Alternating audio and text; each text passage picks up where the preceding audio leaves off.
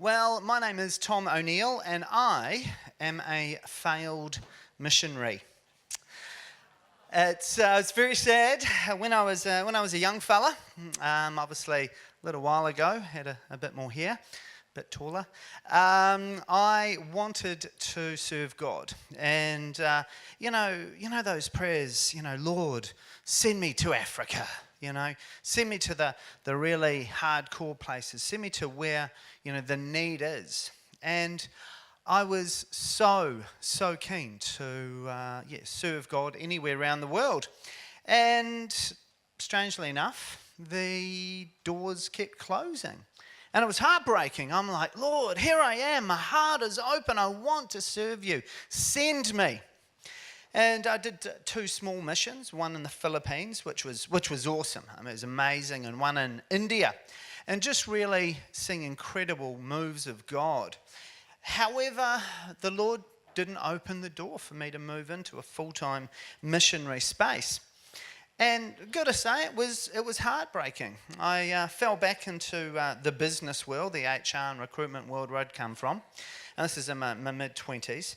But I always felt I wasn't quite doing, what God wanted. I wasn't doing the special work, and there's, I think, a real temptation as Christians that, you kind of got pastors at the top of the career, area, lawyers kind of at the bottom. And but you've got the spiritual jobs up the top that we all kind of deep down want, and then you're a banker, you're there kind of HR, and it was a frustration I really felt to some degree at the time. I'd missed the call, or God hadn't opened the door. And I moved into HR and recruitment, and a couple of decades on, I have the honour now of being a author. I'm an inspirational speaker. I'm business columnist for the New Zealand Herald. I'm board member of Promise Keepers, which is really awesome. And also alongside my wife, Sarah the gardener, who did a Real Kiwi slot yesterday. We're managing directors of a company, cv.co.nz. We write CVs for people around the world, which is crazy. But the one thing I wanted to really share with you today, just very briefly, is my other business, outplacement.co.nz. And basically, outplacement is when a company is making a bunch of people redundant. They're all going to lose their jobs. There's been a decision made to, shut down a department or an office, and they come to us. And we now are in the position where we've got to give them hope and give them some real, keys to be very successful in their job and career hunt. And as you can imagine, with people who've lost their jobs, they're broken. So many of them are broken. They feel complete failures. There's that loss of hope, that loss of personal value, that loss of just their dreams have been crushed. And, one of my clients, I'll never forget, he had worked for a company for 40 years. And then got the call one day, oh, look, Steve-O, don't come back tomorrow. And that was it. Boom, gone. And, that job he had for 4 decades, the friends he'd got, the connections, that self-esteem, all came flooding down and just crashed. And it was amazing through God's grace and what I do and my role with outplacement.co.nz. As a Christian, I get to minister to these people who are broken, absolutely broken. And it's quite funny, I get now paid by corporates, evil corporates, to share the goodness of God and share hope with them in my job.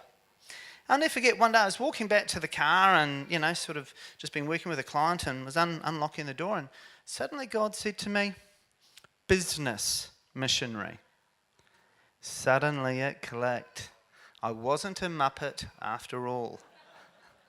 I am a business missionary. And there's missionaries in Africa, there's missionaries with Hagar, an awesome organisation, and then there's you and me, the other missionaries out on those streets right now. I realise my job is actually a spiritual job. My job counts in the kingdom of heaven. And that for me was a massive revelation. In many ways, I actually, doing what I do, I speak and work and support unchurched people, so many unchurched people who don't know the Lord. And, in many respects, I do more work with them than pastors do, because they'd never walk into a church. And so I suppose as I really close, I've got a question for you. Who do you touch and who do you impact on a regular basis?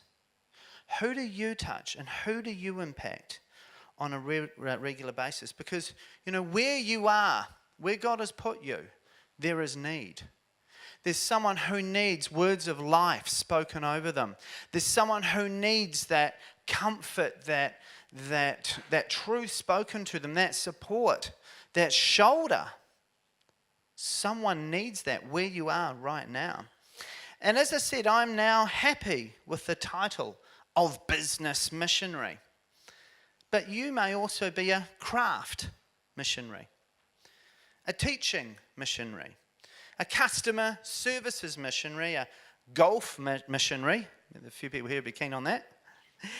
You may be a gardening missionary, like my wife Sarah, talks about gardening and uses those parallels to unchurched people around the country to suddenly get these seeds, excuse the pun, of God into their lives. It's so important to think about, where you are now, there is need. So as I very quickly close, Stephanie from Barnabas Fund, said yesterday, pray, seek out opportunities, be proactive, don't be afraid, start those conversations and make yourself available to people in our community. God bless you. Thank you very much. Amen. Thanks, Tom.